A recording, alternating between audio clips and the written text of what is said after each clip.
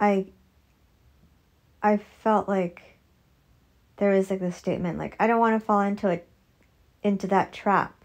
And then it's like, okay, well, what is the trap? You know?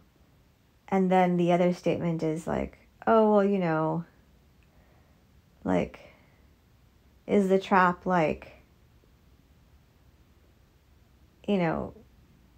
getting a bigger studio space, or is the trap like hiring a bunch of people, or, well, I was like, okay, well, I need to work with somebody to help assist my studio flow, and I need a therapist, and then that's going to grow my practice.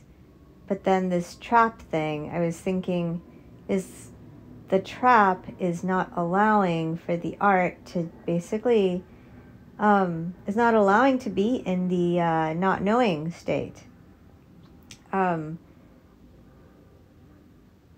When you're in that generative not knowing yet trusting the process,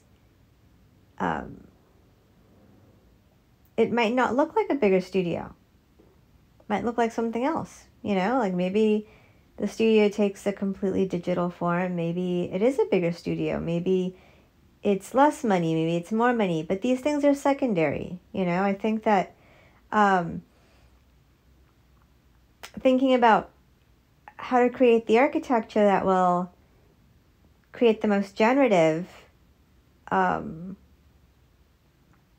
of structure that allows us to not fall into this trap, which is, the trap is trying to control the conditions for success instead of allowing the conditions to be open for success, and ever changing. So I've been thinking a lot about the octopus model. And the octopus model, from my teacher, the octopus, I learned that